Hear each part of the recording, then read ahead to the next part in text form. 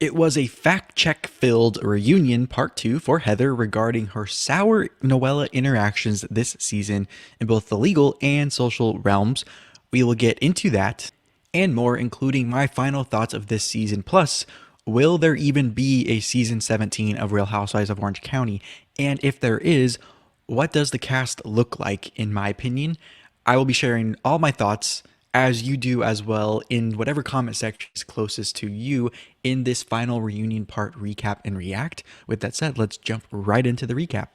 So we pick up with Shannon versus everyone minus Noella, which will come up later about the whole someone versus everyone label. But in this segment, Shannon continues off, I go above and beyond for people, with pointing out how cruel, egotistical, and arrogant she thought Gina's question to her early on in the season of do you have any friends was, and clarifies again, like in Aspen, where we thought we were over this whole thing, this is where Shannon calling Gina arrogant and egotistical came from. Jen then tries to step in, saying, why would that question bother you if you have friends? Yes, I do, and move on, which I thought was a great point from Jen, but not really what Shannon or the producers want to hear unless Jen is gunning for a friend role as moderator or mediator for next season. Shannon then continues saying, those comments insinuate I don't have friends, imply that I'm not nice, and it comes off mean-spirited, where then Gina brings up the mean-spirited nature of John's response at the brain scan party, telling Gina to basically go F herself after Shannon and hers continued poor communication at that party that night. I agree with Gina objectively saying John had an aggressive tone, but Gina goes a step further saying she is concerned for Shannon if that is how John defends her. Shannon says, you know what, stop with the allegations, in a very serious tone, just like when Heather accused her of lying about the affair knowledge last week. So I think Shannon is saying stop alleging that John may be abusing me, because when Gina uses the words disrespectful and aggressive and concern all in the same sentence, it does lead one to assume she is hinting at some sort of abuse. And if he is acting that way in public, we can only imagine what he does in private, very similar to how a lot of people reacted to the Will Smith slap at the Oscars recently. If you can act this way on camera, knowing it's going to be in front of millions of people, what happens when the camera's not there? But Kelly Dodd and Rick Leventhal seem to have a different take than I did on John's behavior at the brain scan party. They seem to think it was just John defending his girl, and at least he said it only to Shannon and not to Gina directly, and make a big scene in front of the group, is what Kelly and Rick were basically saying. I agree more with Gina's take of it being concerning, not only from his tone, but also him saying we are done with Gina that night, which came off a little controlling to me.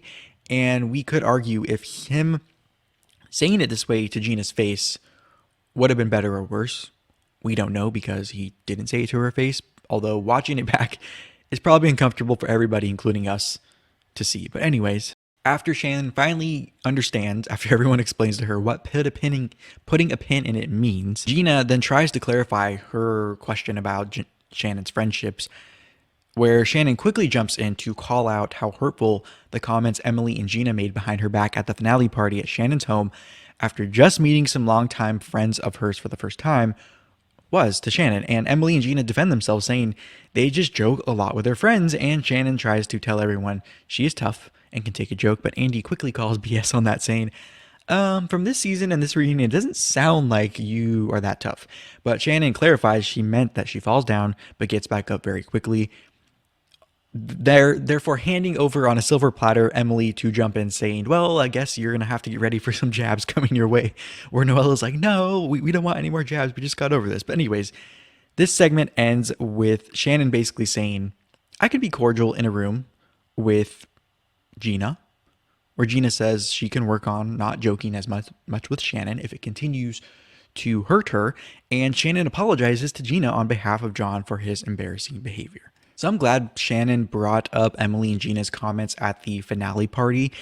I knew she would not be happy with watching that back because they had all just supposedly made up, and it does support Shannon's comments about Gina being kind of arrogant, egotistical, and cruel.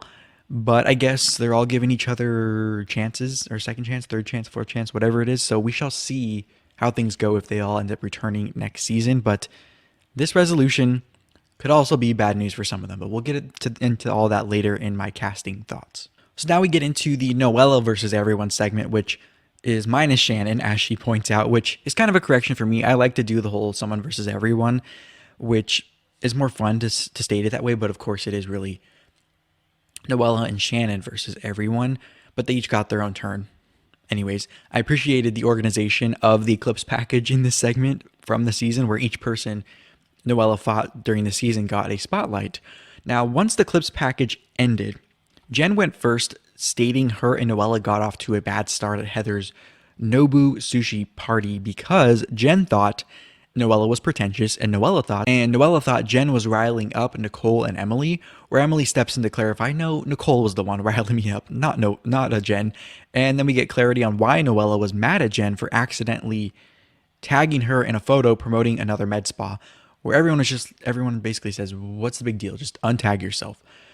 Noella says it was a big deal because it was more about that she had heard some not so great things about Jen's med spa and didn't know if she wanted to be associated with her at that time.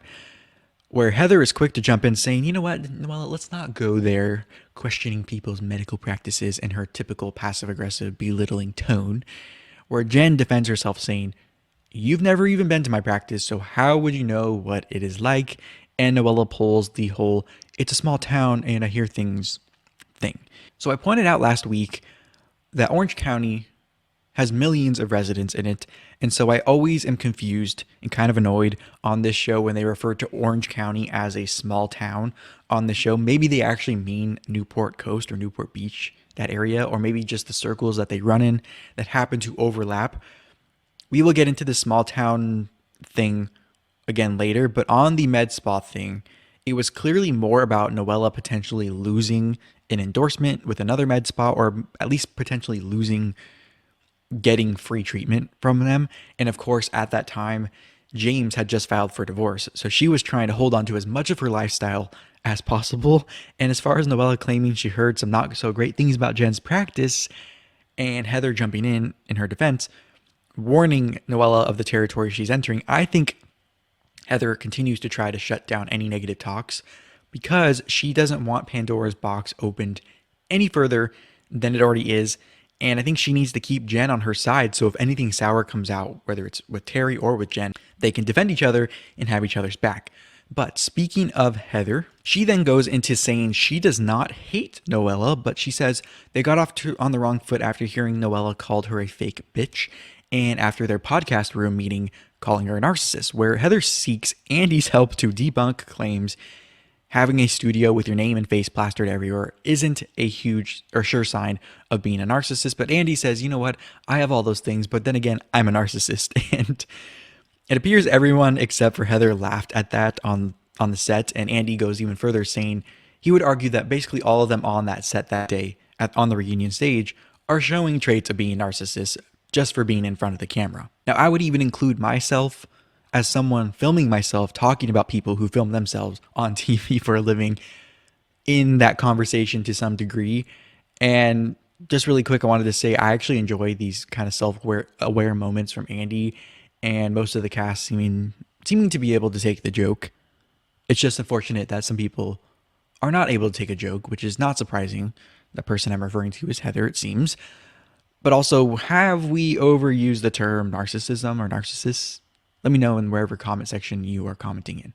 So Noella then says her issue with Heather was that she was trying to paint her as a liar, and Heather says, well, you are a liar. The grass is green, the sky is blue, and Noella is a liar. This pushes Noella to bring up the accusations again about Heather during the sushi party tantrum, where Noella clarifies she was on the other line when Heather called Nicole. Of course, Heather rolls her eyes saying, I didn't call Nicole. And she says that she was told by Nicole, not only was she botched by Terry and it was a bad experience, but she did actually follow through with the lawsuit and got quote unquote a lot of money. Heather then brings out her frustrated speaking down more than passive aggressive tone to correct Noella that if there was a settlement, it would be reported to the California Medical Board and that hiding a settlement is not a thing. Noella claims there was NDAs in place, but Heather says that's not possible with doctors, and Jen, as a doctor, backs up Heather on this. So let's pause here briefly for our first fact check of the episode. So I did some searching and found that the California law in the Business and Professions Code, Division of Healing Arts, General Provisions Chapter, Article on Professional Reporting, Section 801.01 A1 and 2, basically said $30,000 is the magic settlement amount where you would potentially not have to report to the Medical Board of California. Meaning, if the settlement is under $30,000, there's a chance you don't have to report it.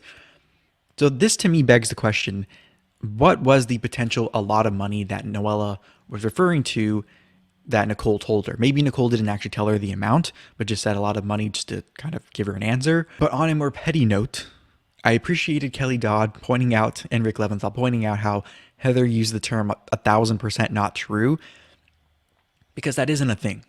And that's one of my pet peeves in life is when someone says 110% or 1,000% or whatever, because over 100% isn't possible. Anyways, they also made a point to say, Kelly and Rick, it could have been kind of an under the table settlement, not necessarily signing a physical check. Maybe it was a Christmas present or a handbag, or maybe they weren't going to charge Nicole because she was unhappy, or a free fix of the incident, whatever it was. Basically alluding to the possibility they settled without reporting to the board, which if I'm understanding this law correctly, then potentially maybe it could have been Nicole's boob job was $10,000 and the settlement was, I'm not going to charge you for this or I'll pay you back the $10,000, whatever it is. And that was the quote unquote agreement that was put in place. Now, if any legal commentators on YouTube would like to opine on this from a lawyer's perspective, I'll be tagging Emily D. Baker, who is my go-to pop culture related legal commentator. I'd be all ears to hear any takes on this because I think this is really fascinating. And if you as a viewer would like to see more on this, make sure to recommend this topic to your favorite legal commentator and direct them to this part of the recap if you'd like to give them some context or maybe have them correct anything I've said. But if those commentators do end up responding to this, I would love if they would tag me back so I can make sure to see it if it doesn't end up in my my news subscription, browse, whatever feed on YouTube. But anyways, so Andy then tries to level things out, saying if Nicole James' lawsuit was a big deal, Heather would not be trying to get her on the show, and Terry would probably remember, where Noella makes a good point, saying that probably many of us viewers think, including myself, it still was weird that in the first place that Heather and Terry didn't seem to remember Nicole or that she sued her, where Noella doubles down saying, you, Heather, and Terry strong-armed Nicole into not talking about the lawsuit. Again, to me, it still does not make any sense to me why Heather would even want to be close friends with Nicole if the lawsuit was dropped. Something just still doesn't add up. Maybe be cordial if you see Nicole out and about or she happens to be at the same party as you, but don't invite her to your home for an intimate dinner party or try to have her on the show risking your quote-unquote bread and butter, unless this was more of a situation of keep your friends close, keep your enemies closer, and it was some 4D chess move by Heather to bring Nicole on the show as a pawn to kind of set up or expose Shannon. I don't know, but I think there's way more to this story than we see. And I said earlier, Heather is kind of in survival mode to shut down all this talk because I think this could be the first big domino to fall after Pandora's box has already been cracked open. I don't think the Dubrows can have it both ways, saying people get sued all the time, but also freak out when a dropped lawsuit from way back in the day is brought up now. Something just isn't adding up. So Heather then responds to Noella accusing her of trying to bury this by saying, of course I don't want this to be brought up more than once because of how damaging it could be. Noella says, why didn't you say that in the podcasting room when we met there? And Heather says, well, you said you saw a different side of me when you saw me slamming people against walls. Where Noella actually stood corrected for us viewers when they rolled the tape of Heather denying that claim in the podcasting room. Of course, it was with the typical dismissive, laughing kind of tone of Heather. But we wrap up this segment of the slamming people against walls with Andy. If it happened, unfortunately for you, Heather, if the cameras were rolling, it would have been shown. And unfortunately for you, Noella, it would have been shown if the cameras were rolling. So basically, neither of them can be proven right or wrong. Now, you can go back a few recaps where we discussed what likely happened that Noella is referring to that she can't be super specific about because it would completely expose the entire production of the show, which we as viewers are not supposed to know about, even though at this point most of us do. That was from a close source to production at that time. But my final thoughts on the lawsuit drama is I think actually Shannon's involvement in bringing it up to Gina and Emily to then be brought up on the show, and the whole shoving against wall thing aspect brought up by Noella, are all welcomed distractions for Heather and Terry from the real issue of Terry's not so perfect record as a surgeon, which is the first crack in the public persona that the Dubrows have really curated for themselves up until this point. That is the real storyline and not all this peripheral noise, which I will get to all that and what I want for next season later in the recap. So Andy then calls out Heather for being the one to bring the shoving up first in Aspen, and Heather is then trying to explain that it made sense with the game they were playing, and Andy isn't backing down, holding Heather accountable, even though you can tell she is very frustrated by this. But I actually think this is good because Andy is supposed to be kind of neutral or play devil's advocate and ask questions that us viewers screaming at our TV or posting online want to know the answers to.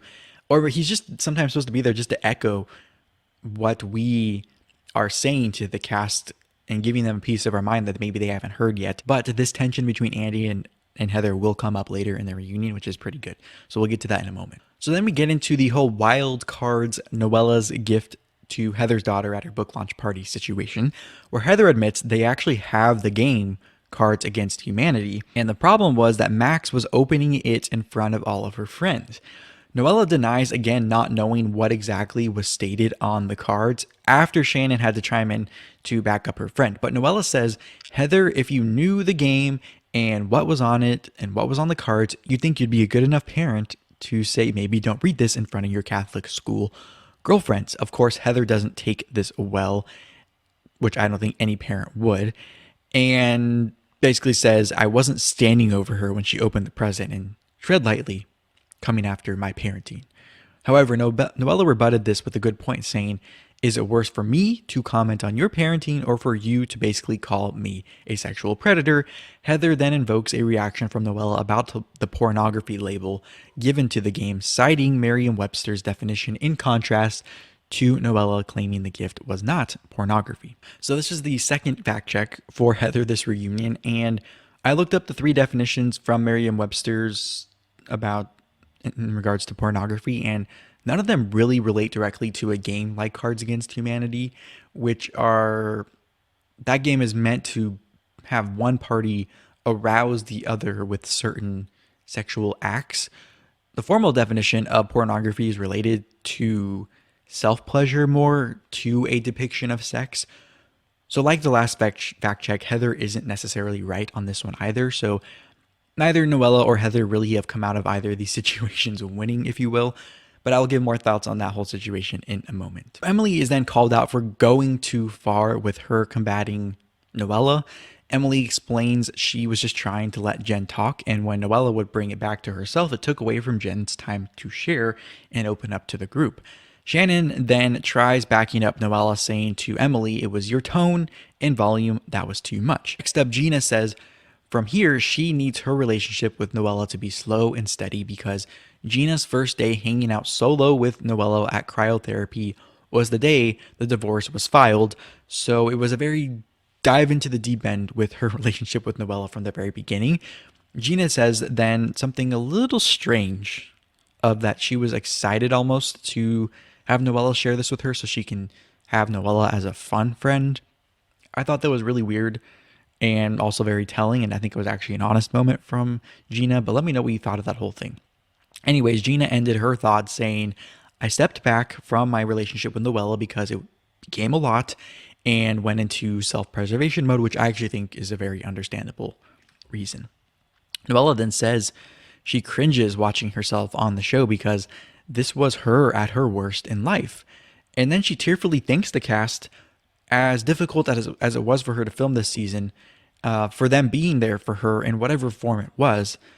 But she then drops a bombshell on us after Andy asks, would you do anything differently if you started the season over again?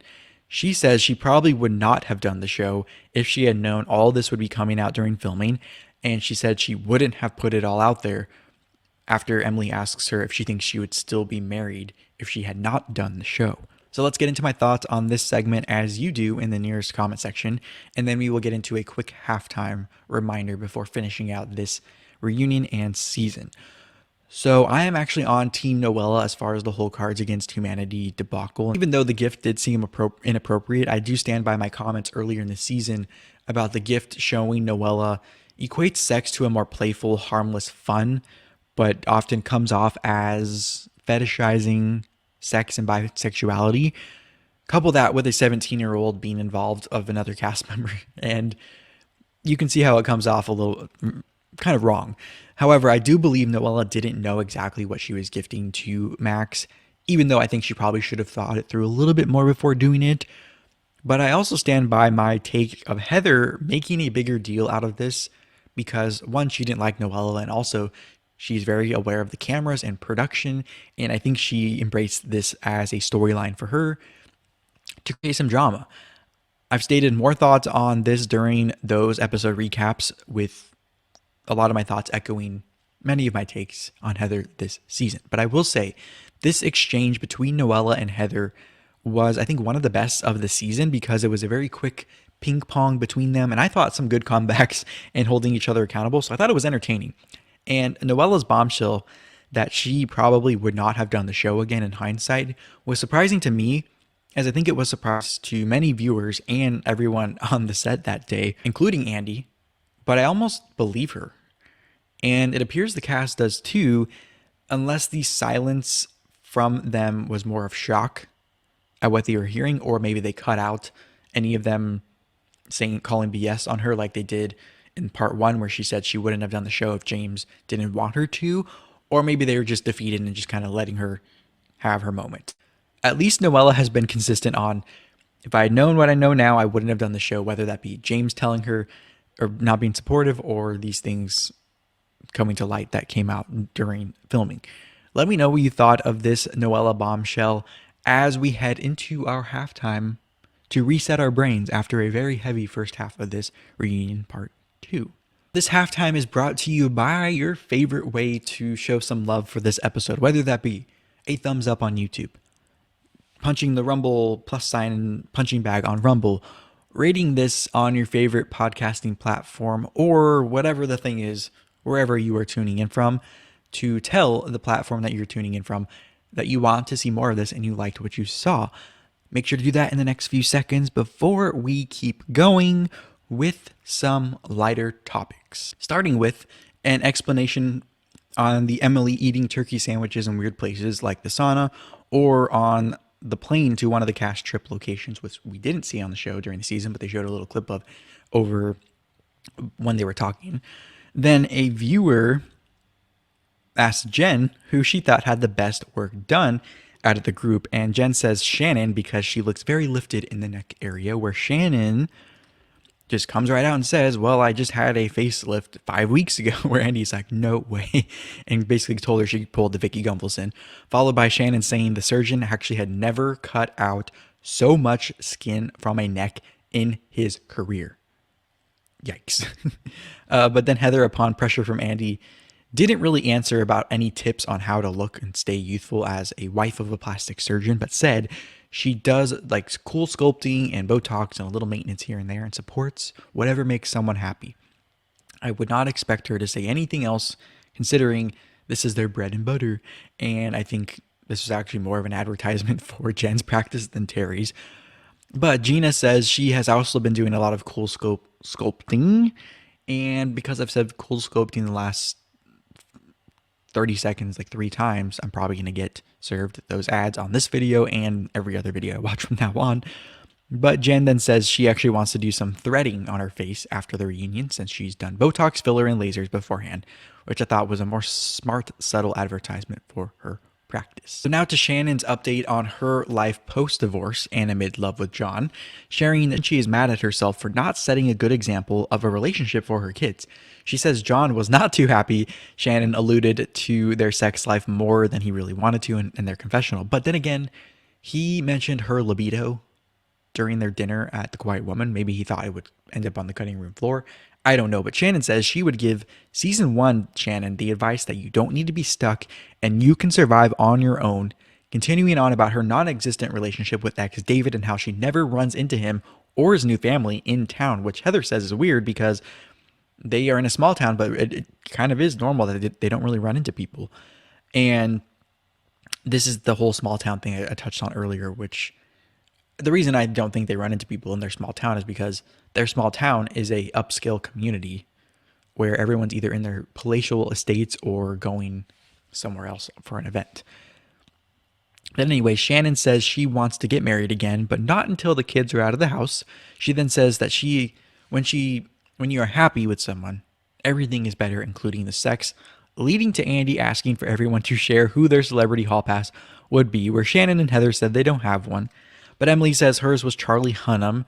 Noella then steps in saying, "Oh my God, my boyfriend kind of looks like Charlie Hunnam," but says her hall pass is Janet Jackson. Kelly Dodd made a comment on her recap saying, her boyfriend looks more like the Tiger King guy, Joe Exotic, which I actually thought was funny, and actually he kind of does, but we'll have to see him possibly next season. But Jen says her celebrity hall pass would have been Sean Penn, and Gina's is Jimmy Fallon.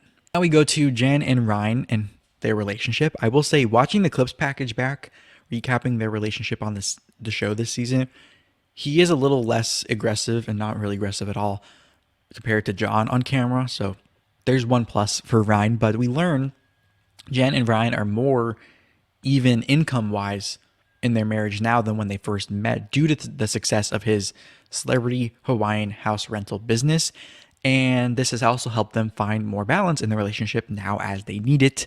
Jen then clarifies Ryan's shyness on camera stems from him not wanting to fail on camera on the things like deep conversation that he knows that he is not good at. Heather then says she actually talked to Ryne on the phone over a possible vacation rental, and it was actually a very different experience than when she met him in person the first time, which we actually saw on camera in that very uncomfortable dinner with the 3 couples. Emily then backs up Jen about Ryne on camera, reminding us of how Shane was when Emily and him first came on the show. And I would also add, it's a similar vibe to Shannon's ex David when they first appeared on the show. And to me, this was a rare self-aware moment from Heather. She also said, well, Terry's the opposite. You can put a camera in his face and he was happy. And I'm also happy Emily pointed out the similarities with a lot of the men on the show at first, because maybe Ryne will see that and kind of come around on camera should they continue on the show. But Jen then assures us as long as Ryne treats her like Mr. Puppers, then they are good, which is not a great sign for them. And Gina's like, oh, great, treat her like a dog. But this is followed by Heather saying she completely understands or stood when Ryan joked about still coming around to being with Jen after all these years, because that is kind of what she says to Terry. And she points out it is interesting how basically Ryne married Terry. Like Jen is the female version of Terry. Now the segment ends, luckily, with Jen giving a hopeful tone and message about her and Ryan's future. So we wish them the best. I like I said before, I never want to see a marriage, especially with a lot of kids involved, break apart. Now let's jump into the Aspen trip. So first, Emily and Shannon are recounting the bear scare fail, where Emily points out how dumb it was for them to change in this small closet of this huge house they were in. Noella then flat out says and admits that yes, she did play the dead dad card, and she actually thought it was fair regarding choosing rooms in Aspen, where Emily says, you didn't even give us a chance to offer you the room. And while I think that's a good point by Emily to basically say maybe if you chill out, we come around to kind of embracing you and helping you out, I don't think they would have actually given her the room on that trip for this next reason, which is Heather explaining how they were all annoyed and not talking to Noella leading up to that trip because Noella was lying, which of course Noella is still not letting Heather continue with the obsession over the lying narrative by calling out Heather for trying to control everyone regarding their treatment of Noella, which leads to everyone chiming in at once in response, causing Andy to have to calm everyone down. But Heather tries to have the last word, even though Andy would like her to stop talking like everyone else for a moment. which to me proved Noella's point as far as Heather trying to control and be in charge, where Andy and Heather have a power struggle exchange on who gets to talk, where Andy just kind of gives in and lets her finish her point because Heather was not going to let him win. Now, maybe this was Heather trying to make up for a season of her basically feeling like she's being cut off all the time. But before we get into Heather's point that she was going to finish, I want to say that this exchange between Andy and Heather pretty much sums up the entire season for me of Heather trying to control everything and getting mad when things aren't going her way. Just another moment where Heather becomes even less likable than she already is, in my opinion. To me, I thought Andy was basically trying to remind her who is boss subtly and put her in her place without directly saying, "Shut up, I'm in charge, you be quiet," kind of thing. But clearly she was not catching his drift, as the often unself-aware Heather does. But my last thought on this tension between Heather and Andy is, I wonder if Andy was regretting having Heather back in that moment, or at least thinking, maybe this is a battle not worth having, I'll let her win, and this little exchange will be good TV and we'll just keep going, not worth the fight. Who knows, but Heather's point was to address the karma comment from Noella, where Heather says, "Well, I said it back to you because you said it first." And to me, this kind of just says that the whole Aspen dinner, Noella and Heather ended up even. Noella brought the karma thing up first. Heather brought up the shoving people against walls first. But Heather then very aggressively says, "I've said a million times, I feel horrible for what you're going through. I do not wish it on anyone. I just threw the karma thing back at you." Shannon then tries to bring the point home in defense of Noella, saying the Aspen trip was only a few days after her father passed and someone dying is not a shit happens thing like Gina said. We then pivot to Andy talking more about Noella's dad, saying when he saw a picture of her dad, he actually was like, "Oh my God, I know who that is." And then Noella reiterates her relationship with her dad that she shared on the season, but adds this time it wasn't until she started in the entertainment industry that he began reaching out to her because it was something he related to. And he, in their last conversation, gave her advice on being black in the industry and how to carry the weight of being one of the first to do something. Where Jen then shares how much she felt for Noella when her dad passed, because Jen obviously shared with us, the viewers, about her dad passing, but I guess most of the cast didn't find out until the brain scan party when she was giving her speech. Again, this kind of proves me right about the whole father aspect of the cast and each of their fathers. Would have been a great opportunity for the entire cast to genuinely bond with each other, especially the new girls who Noella was having a difficult time getting in with the group and being close to them and bonding with them. So this could have been something that really could have helped accelerate the chemistry between the cast, but hopefully if they all come back next season, then they'll dive more into this, is what I want to see. So then we get some quick insight from Heather on the finale song, and apparently Richard Marx and Daisy Fuentes enjoyed it. And I'm happy, though, that some of the girls at least admitted it was cheesy and kind of embarrassing. Not sure Heather will like that Gina and Emily said that, considering Heather was really into the song and video, but you can go back to the finale recap on the channel and also the end of last part of the reunion recap for my full thoughts on that. But they wrap things up with everyone basically sharing one positive thing about someone else in the group. Emily compliments Heather on the genuine effort, like never before, in learning about her and her family, which I thought was actually kind of a dig at every person, not only she's met in life, but also everyone on the set. Seemed a little desperate, short-sighted, not well thought out to say that to Heather. Maybe she's trying to stay on Heather's good side and thinks that's her meal ticket back next season. But I think it's going to cause some trouble in her life to have to explain to everyone what she really meant. Anyways, Heather then goes saying she thanks everyone for welcoming her back to the show.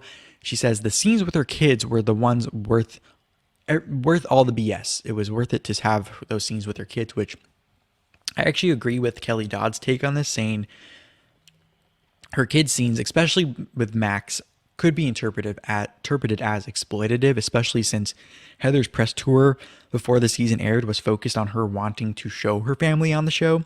But like in the intro to the reunion, she did not mention all the business ventures she was able to show off on the show. Maybe she left that out again because she saw the viewer feedback of being annoyed with all the product placement. Anyways, though, she ends by saying to Noella, if we are to meet again, I hope you get to know me, and I hope you give me the chance to get to know you, which was welcomed openly by Noella. But this whole thing looked very painful for Heather to say to her, in my opinion. Who knows what that was about. But Noella then goes saying to Jen, she respects Jen for how much chronic pain she is in while doing everything she does and how she has overcome so much hardship in her life. Jen responds then, well, if drama was a drug, then you'd be the pharmacy supplying it, Noella, which I guess there's no love lost there on Jen's part with Noella and could be, I think, the nail in the coffin for Jen on the show as a full-time cast member. Because if I'm going to pick between Jen and Noella staying, I would pick Noella. But we'll have to get into my casting thoughts in a moment. But anyway, Shannon goes next, sharing that Gina is so impressive how far she's come and wishes her well on her new business venture. Gina basically says the same thing back to Shannon, but ends with her being impressed how much Shannon can push her buttons like no other person she's ever met before. Heather then, of course, has to get in the last word and also make sure that someone says something about Emily and doesn't leave her out, saying she thinks Emily's a great mom. Noella then has to get in there again, saying she's a great stepmom. And Jen, as Heather's lapdog, also adds, saying, oh, and you're very articulate too. So they end the season and this reunion with a champagne pineapple cup thing Heather is so proud of toast, where Andy says, let's have Heather say the toast, not you, Jen, because we already got the women's underwear toast earlier this season, and I think he didn't want to make Heather mad because Heather's supposed to be the matriarch and the head one and whatever. But Heather says, like a pineapple, stand tall, wear a crown, and be sweet. And everything seems to be, at this point, hunky-dory. We'll see next season, if there is one, what happens. But speaking of that, let's get into my overall reunion and season thoughts, and then we'll get into what the future holds for RHOC. So first, I was not very happy overall with the reunion or season regarding the handling of the Terry lawsuit. I said in my prediction for the reunion, I hoped that they would bring out Terry and Nicole James and really confront this whole lawsuit thing, but of course they didn't. And if I were on the show, I'd probably maybe wouldn't continue talking about the lawsuit now that we know it was not really a thing, but I would continue to dig on Terry Dubrow's practice, even if it's just as deep as going to his Yelp reviews online and bringing that up. Just a suggestion for next season if anyone's listening, because like I said earlier, the storyline was really tap dancing around the core issue of Terry and Heather not being exactly how they present themselves in public, with all the noise around Emily and Gina bringing it up on camera because Shannon told them, and the whole Noella claiming Heather pushed people. I do think this season, though, however, will age well, because it was not as bad watching it in real time or as it was airing as last season. And I actually rewatched last season before this one aired, almost a year after it had first aired, and I actually thought it was a lot better rewatching it later. So if that season can age well after a year, I think this one can too. So as far as the ratings go, though, this part 2 reunion actually improved 80,000 viewers from part 1, whereas last season's reunion part 2 only improved 20,000 viewers from part 1, which to me is a sign of end of season growth, which is also a good sign for, I think, any show. Problem is, I think the narrative around the show right now is that a lot of people see it still as a failure of a season. Some people are even seeing it in worse light than last season, which was supposed to be the worst season ever in Housewives history. And I think the reason that it seems like it's not a success is because last season was perceived so bad, and the expectations going into this season once Heather was announced coming back were so high. So I think they were actually bound to land somewhere in the middle in kind of the category, which isn't the worst case scenario, but I don't think Bravo did themselves any favors with the expectations for the season. And I do think they miscalculated with bringing Heather back, at least bringing her back alone and not really going full force and bringing a whole bunch of OGs back. But speaking of coming back, let's get into my casting thoughts for next season. As you share your casting thoughts, which we briefly discussed in the comment section of the last episode, but make sure to share your casting thoughts wherever you're able to comment. So I have a few scenarios I think that would be the best. First, keep everyone from the season and let the relationships develop further, because it isn't realistic to think that it will be lightning in a bottle every year someone new is brought in, unless Bravo doesn't see this group growing from here or becoming closer. And maybe there's some behind the scene ultimatums regarding the cast. But the other scenario is keeping only Noella, Shannon, and Heather, because I know a lot of people don't really like Noella, but she and Heather going toe to toe, I think is great TV. And I think there was enough viewers on different sides, meaning enough people dislike Heather enough to be okay with Noella going after her, even with all of her quirks and everything. And I think there's enough people who like Heather who dislike Noella to make it a really interesting dynamic. But if they do bring in new cast and not any original cast or former cast members, they have to have, I think, existing genuine connections to everyone still around, whether that be Shannon, Heather, or Noella. Now, if they bring back some original housewives or some former housewives, whatever you want to call them, like a Joe De La Rosa or some former kids of OC who might be connected to the show and us viewers, but not necessarily connected to the cast, the current cast that stays for season 17, they would need to bring back also someone who is kind of a middleman connecting the dots, meaning someone who knows Heather and Shannon and Noella, but also knows this other very original housewife, if you will. For example, if they bring back Joe De La Rosa, who was on the first couple of seasons of Housewives, they would need to bring back Gretchen or Lori to bridge the gap between her and Heather, who was the only current cast member who was still on the show when Lori appeared last, when she was a friend of the show, the season that Tamara got married. And of course, Lori, the rumor was she dated Slade, who was Joe's ex. And of course, they bring back Gretchen's with Slade, who was an ex of Joe. So that would be an interesting dynamic to bring back and make sure there's a connection to the current cast. But they could also do, I think, a spinoff similar to how they're doing with New York, or what, well, at least what's in the works, which is having a legacy show and then a new, or the legacy show is the new one with a whole new cast, and then an OG show with older cast members. But this time with OC, do it with the real kids of OC or the grown kids of OC. If enough former kids of the Orange County Housewives are still connected genuinely and want to do it. And this was kind of alluded to on Watch What Happens Live recently when Lori's daughter Ashley was on as a bartender, who basically said her and Cara Kia are still in touch and are ready to talk to Bravo and Andy about doing something like that, which they could also bring in Brianna, and they could bring in, I think, Lynn Curtin's daughters, who were trouble when they were on the show originally, but I know they've gotten into some interesting things in their life since then, and maybe even Tammy Knickerbocker's daughters. I know one of her daughters was recently in the news for some trouble she's in. So there's quite a few of the kids of OC who could use the paycheck and maybe the distraction or some balance or whatnot and kind of go back to their roots, if you will, if the news cycle is any indication. But if they put them on the main show as former kids, then it could create problems like what's happening in Jersey with Gia Giudice, where the cast doesn't feel like they can be honest on camera with Gia around because they knew her as a child.